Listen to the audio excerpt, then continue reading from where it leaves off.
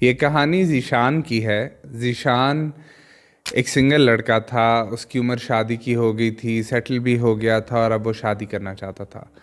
ज़ीशान को आमना बहुत ज़्यादा पसंद करती थी। आमना एक बहुत अच्छी लड़की थी। आमना ज़ीशान की वैल्यूज़ की रिस्पेक्ट करती थी, उसकी बाउंड्रीज़ की रिस्पेक्ट करती थी, उसके गोल्स को सपोर्ट करती थी। जब भी कोई झगड़ा कोई लड़ाई होती थी वो कामली उस लड़ाई को रिजॉल्व करती थी। लेकिन आमना एक एवरेज लुकिंग लड़की थी, वो बहुत ज़्यादा खूबसूरत नहीं थी।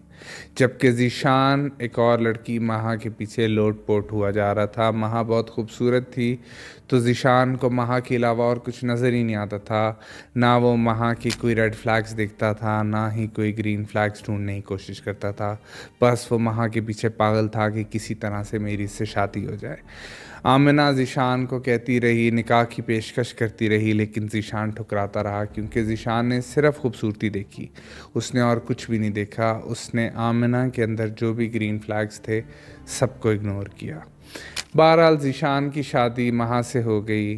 शादी के कुछ अरसे बाद ही लड़ाई झगड़े शुरू हो गए, मसले मसाइल आते, दोनों की ज़िंदगी अजीरन हो गई। दोनों छोटी सी बात पर लड़ पड़ते, महा बदतमीज़ी करती, महा ज़ीशान की पर्सनालिटी में नुक्स निकालती, उसके गोल्स को सपोर्ट नहीं करती, उसे कहती तुम्हारी सोच ही चीज़ों के बारे में गलत है, वैल्यूज़ ही गलत है। वो ज़ीशान की मोहब्बत को भी कंट्रोल समझती, वो न जाने क्या क्या कुछ करती और ज़ीशान की ज़िंदगी बर्बाद होकर रह गई। और ज़ीशान यही सोचता रहा कि मैंने किन चक्करों में जाकर अपनी ज़िंदगी के अंदर सिर्फ ड्रामा ही ड्रामा भर लिया है और पीस मेरी ज़िंदगी से निकल गया है।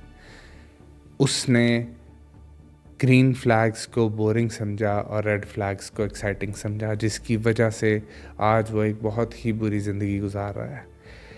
तो ये कहानी, ज़ीशान की कहानी, आज हम सब की कहानी है। हम रेड फ्लैग्स को बहुत एक्साइटिंग समझते हैं, हम खूबसूरती के पीछे पागल हुए जाते हैं, लेकिन हम ग्रीन फ्लैग्स को नहीं देखते। हम ये नहीं देखते कि किस इंसान में वो वाले ग्रीन फ्लैग्स हैं जो हमारी ज़िंदगी को खुशहाल बना सकते हैं। वो कौन सी ऐसी लड़की है जो हमारी ज़िंदगी के अंदर सुकून भर सकती है। और आज उसी सुकून और उन्हीं ग्रीन फ्लैग्स के बारे में बात करेंगे।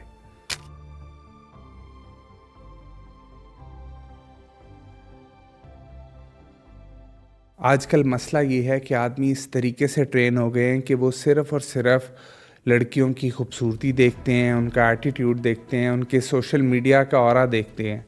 वो उनकी इमोशनल स्टेबिलिटी नहीं देखते, उनकी वैल्यूज़ नहीं देखते, उनकी सोच नहीं देखते, उनके ज़िंदगी गुजारने का तरीका नहीं देखते, उनकी अपने साथ कंपैटिबिलिटी नहीं देखते, वो ग्रीन फ्लैग्स को नहीं देखते। आजकल के टाइम में रिएक्टिवनेस को, जेलसी को मोहब्बत समझा जाता है कि इसका मतलब है कि वो मेरे से बहुत प्यार करती है, जबकि काम रहने को, अच्छे तरीके से मसलों को रिज़ॉल्व करने को, सुकून को बोरिंग समझा जा रहा है। जबकि हकीकत ये बिल्कुल भी नहीं है। हकीकत ये है कि कुछ ऐसे ग्रीन फ्लैग्स हैं जिनको देखना आजकल बहुत ज़्यादा ज़रूरी है। अगर आप इनको इग्नोर कर देंगे तो आपकी पूरी ज़िंदगी बर्बाद हो जाएगी। और मैं चाहता हूँ कि आप इन तमाम ग्रीन फ्लैग्स को बहुत गौर से सुनें। और अगर आप किसी भी इस तरह के फ़ेज़ में हैं जहाँ पर आप लड़की ढूंढ रहे हैं, या फिर आप फ्यूचर में ढूंढने वाले हैं, या फिर अगर आपने ढूंढ भी ली हुई है, तो आप उनके अंदर इन ग्रीन फ्लैग्स को ज़रूर देखें। और अगर आपकी शादी हो चुकी है और आपकी वाइफ में इस तरह की ग्रीन फ्लैग्स नहीं हैं, तो कम से कम इन चीज़ों के ऊपर काम करने की कोशिश करें। तो जो लड़की डिसएग्रीमेंट को, कन्फ्लिक्ट को, लड़ाई को डिसरिस्पेक्ट किए बगैर रिज़ॉल्व करती है, बेइज्जती किए बगैर रिज़ॉल्व करती है, बदतमीज़ी किए बगैर रिज़ॉल्व करती है, वो एक ग्रीन फ्लैग है। वो इंसल्ट नहीं करती आपकी, वो चीखती चिल्लाती नहीं है, वो इलॉजिकल किस्म की बातें करके आपको नीचा दिखाने की कोशिश नहीं करती, वो बिलो द बेल्ट अटैक्स नहीं करती, वो आपको बेइज्जत नहीं करती, वो एक ग्रीन फ्लैग है।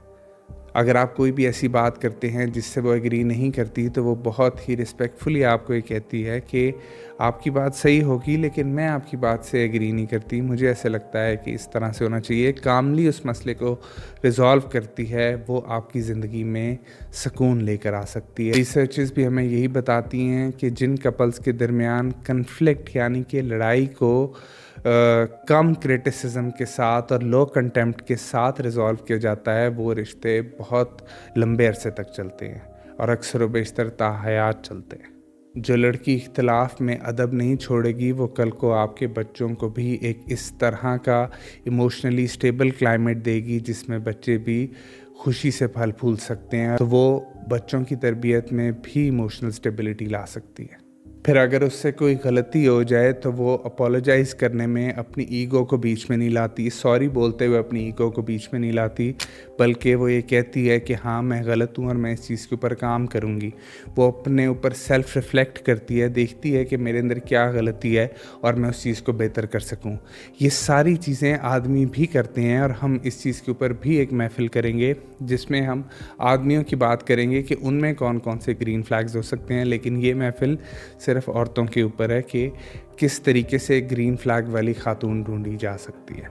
तो इसलिए बराए मेहरबानी ये मत सोचिए कि हम सिर्फ़ और सिर्फ औरतों के ख़िलाफ़ कोई चीज़ करें या सॉरी सिर्फ औरतों को ही बोलना पड़ता है। जो भी गलती करे तो उसको सॉरी बोलना चाहिए और उसको अपनी ईगो बीच में नहीं लानी चाहिए।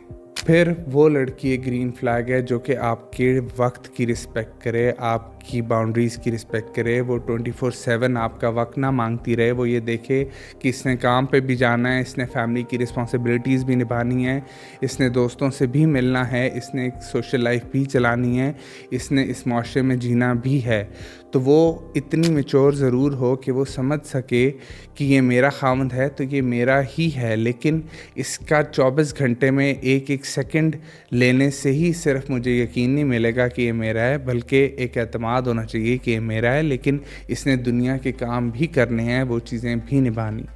तो वो लड़की जो कि हर 10 मिनट बाद ऑनलाइन आकर आपको ये नहीं कहती कि रिप्लाई क्यों नहीं किया, कहाँ हो, मुझे वक्त क्यों नहीं दे रहे, वही लड़की आपको सांस लेने देगी, वरना आपका सांस बहुत बुरा घुट जाएगा शादी के बाद। उसके बाद फिर एक चीज़ एक लड़की में ज़रूर देखें कि वो दूसरों के बारे में किस तरीके से बात करती है। अगर वो लड़की हर किसी को डिसरिस्पेक्ट करती है या हर किसी के बारे में गलत तरीके से बोलती है कि वो भी बुरा है, ये भी बुरा है, तमाम दुनिया बुरी है और सिर्फ वही ठीक है, तो वो एक बहुत बड़ा रेड फ्लैग है, वो बिल्कुल भी ग्रीन फ्लैग नहीं है। ग्रीन फ्लैग वाली लड़की को अगर कोई इंसान पसंद नहीं भी होता तो वो उस पर ख़ामोश हो जाती है, या फिर आपको शायद किसी से बचाने के लिए, वॉर्न करने के लिए उसकी कोई बात बता दे, लेकिन हर टाइम बैठकर चुगलियाँ नहीं करती रहती या सबकी बुराइयाँ नहीं करती रहती। उसके लिए दुनिया का हर इंसान टॉक्सिक नहीं होता।